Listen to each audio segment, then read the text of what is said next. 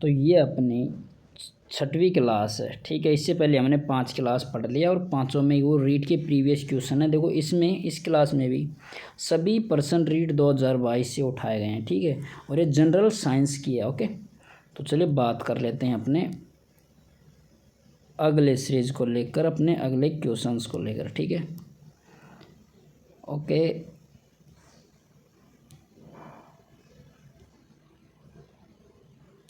यहाँ तक कर लिया था। देखो ये क्वेश्चन रहा, ठीक है अपना। इंग्लिश में भी लेके आया हूँ ये क्वेश्चन, देखो ये रहा, ठीक है। तो इंग्लिश वाले इंग्लिश पढ़ सकते हैं, मैं हिंदी में पढ़ाऊँगा, ओके। तो देखो किलो जूल प्रति केजी इकाई में सर्वाधिक ऊष्मीयमान वाला ईंधन कौन सा है। तो इसमें सर्वाधिक ऊष्मीयमान वाला, तो याद रख लेना हाइड्रोजन ऊष्मीयमान वाला है, ओके। ये लगभग 1.5 लाख के आसपास किलो जूल प्रति केजी ऊष्मीयमान देता है, ठीक है। और ये तीनों क्या है, ये ईंधन के ही प्रकार आपको पता है, ईंधन के प्रकार है। यहाँ से क्वेश्चन क्या क्या उठता है वो बता देता हूँ मैं, ओके। तो चलो इसमें देख लो, ठीक है। एक तो सीएनजी की फुल फॉर्म पूछता है, सीएनजी की कंप्रेस नेचुरल गैस, ठीक है। यह तो मतलब संपीड़ित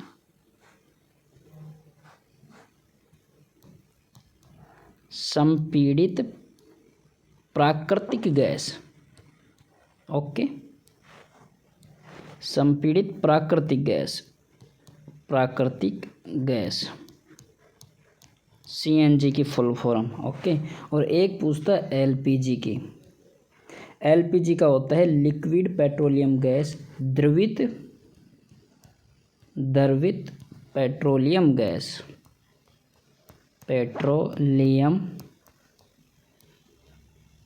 गैस, ठीक है। तो ये 2 फॉर्म पूछ लेता है। वैसे बता दूं एलपीजी प्रोपेन से बनता है ज़्यादातर, प्रोपेन से, और ये मीथेन से, ये भी पूछ लेता है कई बार, मीथेन से, ओके। तो सीएनजी मीथेन में और एलपीजी किससे, प्रोपेन से बनता है, ठीक है। तो ये याद रख लेना। सर्वाधिक ऊष्मीयमान हाइड्रोजन का है, एलपीजी संपीड़ित प्राकृतिक गैस, कंप्रेस्ड नेचुरल गैस होता है, LPG liquid petroleum gas propane से बनता है, ओके। अगला क्वेश्चन देखो, दिख रहा होगा इंग्लिश वाली इंग्लिश में, देख लो। कौन सा रोग रक्त में प्लेट की संख्या को कम करता है, ठीक है। प्लेट्स कम होता है ना, प्लेट कम होना, तो ये डेंगू रोग के कारण, संक्रामक रोग के कारण, ठीक है। देखो चिकन पॉक्स मधुमेह है, डायबिटीज के कारण होता है, डायबिटीज, ठीक है। चिकन पॉक्स छोटी माता को कहते हैं, छोटी माता संक्रामक रोग के कारण, ठीक है, छोटी माता, ओके। तो रक्त में प्लेट की संख्या को कम करने वाला रोग है डेंगू, मलेरिया, ठीक है, ये होते हैं। अगला क्वेश्चन देखो,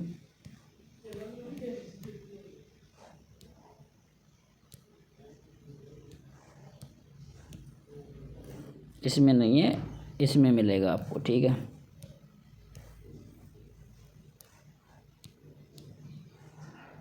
ये रहा, प्रयोगशाला विधि किस सिद्धांत पर आधारित है। प्रयोगशाला विधि, तो लैब में जाते हैं तो लैब में करके सीखना, लर्निंग बाय डूइंग, ठीक है। तो करके सीखना, ओके। परीक्षण प्रयोगशाला में, लेबोरेटरी में हम सीखते हैं, ठीक है। तो करके सीखना होता है।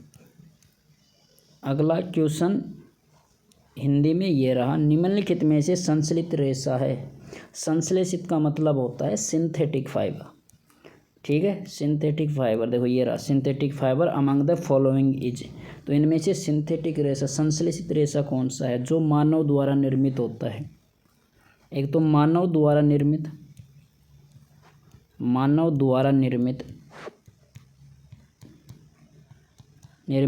जिसे कृत्रिम बोलते हैं, कृत्रिम रेशा, ठीक है, उसे क्या बोलते हैं, संश्लेषित। तो कपास की खेती होती है, ठीक है, ऊन और रेशम, ये तीनों तो होते हैं प्राकृतिक रेशे, प्राकृतिक रेसे, ठीक है, प्राकृतिक रेसे। और संश्लेषित रेशा है नायलॉन है, डेक्रोन हो गया, ठीक है, पॉलिएस्टर हो गया। तो ये हैं संश्लेषित रेशे के एग्जाम्पल, देख लो, लिख लो, ठीक है। कृत्रिम रेशे के एग्जाम्पल देख लो, कृत्रिम रेशे के पूछ भी लेगा ये कभी भी। कृत्रिम रेशे के देख लो, nylon, nylon, dacron, dacron, polyester, polyester, ठीक है।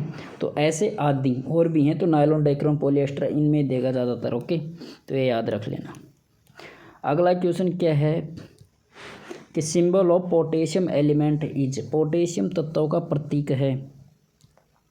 इसी में देख लो, ऊपर वाले इंग्लिश में देख लो, देखो पोटेशियम, इसका आंसर आएगा के। पी का मतलब क्या होता है, फास्फोरस होता है, फास्फोरस,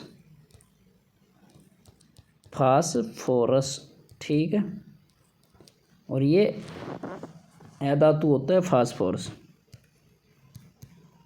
ठीक है। ये सीटी में आया था फास्फोरस को लेकर। इसे बोलते हैं पोलोनियम, पोलोनियम, ठीक है, पोलिनियम, पोलिनियम। और ये होता है प्लेटिनम, पी मतलब प्लेटिनम, प्लेटिनम। और ये होता है पोलोनियम, पोलोनियम, ठीक है। और के मतलब क्या होता है, पोटेशियम। तो ये याद रखना के। इसमें दिक्कत क्या होती है, पोटेशियम,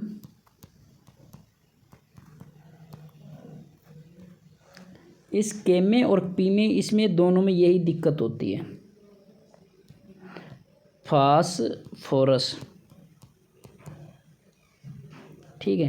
क्योंकि देखो पी, पोटेशियम को पी से डिनोट सोचते हैं, तो इसलिए पी पर आंसर लगा देते हैं, लेकिन गलत है। तो ये एक्सेप्शन है, ये याद रख लेना। पोटेशियम को के से डिनोट करते हैं और पी को फास्फोरस से, ओके।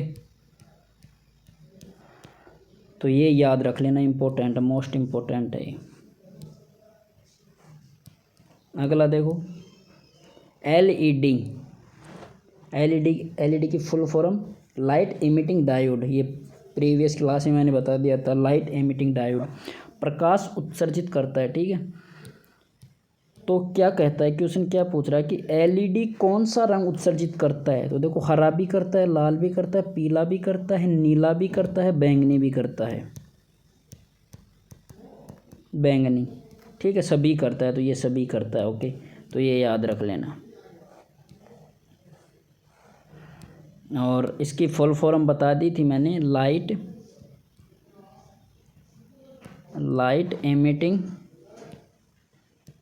Emitting diode, okay. इसकी फुल फॉर्म एलईडी की फुल फॉर्म, ओके। अगला क्वेश्चन देखो,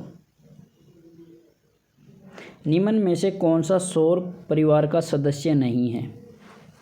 क्षुद्र ग्रह, उल्काएं, धूमकेतु और बाकी जो ग्रह हैं, अपने जितने भी ग्रह हैं वो सौर परिवार के ग्रह हैं, जिसमें शनि, जो आठ ग्रह हैं ना जितने भी अपने, वो सभी के सभी सौर परिवार के ग्रह हैं। बस एक उपग्रह ये नहीं है, उपग्रह, ये सैटेलाइट सौर परिवार का नहीं है, ये उपग्रह बनाया गया है सैटेलाइट, ठीक है। तो ये सौर परिवार का सदस्य नहीं है। अगला क्वेश्चन देखो, निम्न में से वायु प्रदूषक नहीं है, निम्न में से वायु प्रदूषक नहीं है जो वायुमंडल को प्रदूषित नहीं करता है। देखो, कार्बन मोनोऑक्साइड, इसके बारे में तो सुना होगा आपने, जहरीली गैस होती है, जहरीली गैस होती है। और ये ज़्यादातर किस में होती है, अंगीठी, अंगीठी होती है ना, जो रात को जलाकर सोते हैं, ठीक है, अंगीठी। तो उसमें कार्बन मोनोऑक्साइड गैस निकलती है, ठीक है। नाइट्रोजन वायु प्रदूषक नहीं है, लेकिन नाइट्रोजन के ऑक्साइड वायु प्रदूषक हैं, ठीक है। मीथेन, मीथेन भी वायु प्रदूषक है, ठीक है। मीथेन, जबकि ऑक्सीजन वायु प्रदूषक नहीं। अगर वायु प्रदूषक होती तो मानव श्वास नहीं ले पाता। तो ऑक्सीजन एक शुद्ध होती है O2, ठीक है, तो ये वायु प्रदूषक नहीं है, बाकी ये सभी हैं। लेकिन यहाँ पर नाइट्रोजन बोलते हैं ना, तो नाइट्रोजन भी वायु प्रदूषक नहीं है, क्योंकि वायुमंडल में 78% पाई जाती है वायु नाइट्रोजन। लेकिन नाइट्रोजन के ऑक्साइड वायु प्रदूषक है। क्यों? क्योंकि अगर पता हो तो आपको N2O, मीथेन, ये तो ग्रीन हाउस गैसें हैं। ओके, तो ये तो प्रदूषक होंगे ही। ओके, अगला क्वेश्चन देखो नीचे आ भी गया। हरित गृह गैसों का युग्म है the pair of green house gases. तो आपको अभी बताया था मैंने, CO2 भी है, N2 भी है, CH4 भी है। अब देख लो कहाँ पर है। तो CO2 और इसमें देखो दोनों का युग्म में CO2 और N2 दोनों ही है, ठीक है। और मुख्यतः ये CO2 है, और देखो SO2 भी होती है, सल्फर डाइऑक्साइड, ये भी होती है, ठीक है। तो इन गैसों को याद रख लेना ग्रीन हाउस गैसों में। ओके, चलो अगला क्वेश्चन देखो। निम्न में से सर्व दृश्य शिक्षण साधन है audio visual teaching add among the following is. मतलब एक ऐसा शिक्षण साधन जो सुनने के साथ साथ देखा भी जाता है। तो रेडियो में सिर्फ सुना जाता है, तो ये सिर्फ ऑडियो का माध्यम है, ठीक है। तो ये तो क्या है, ऑडियो का माध्यम है। चार्ट विजुअल है। टेलीविज़न ये है ऑडियो और वीडियो दोनों का माध्यम, नहीं, ऑडियो और विजुअल दोनों का माध्यम, ठीक है। हाँ, तो टेलीविज़न के माध्यम से हम देखने के साथ साथ सुनते भी हैं।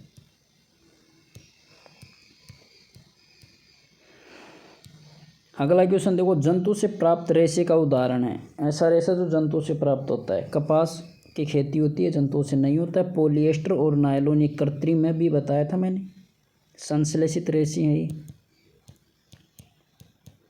संश्लेषित रेशे हैं, ठीक है। और रेशम कीट से प्राप्त होता है, शहतूत के पत्तों पर, ठीक है। तो रेशम कीट से प्राप्त होता है, जो जंतु से प्राप्त होता है। अगला क्वेश्चन देखो, अगला क्वेश्चन आवेगा कि रेशम कीट का भोजन कौन सा है। तो शहतूत की पत्तियां, मुख्यतः प्रमुख रूप से शहतूत की पत्तियां। ओके, अगला क्वेश्चन देखो,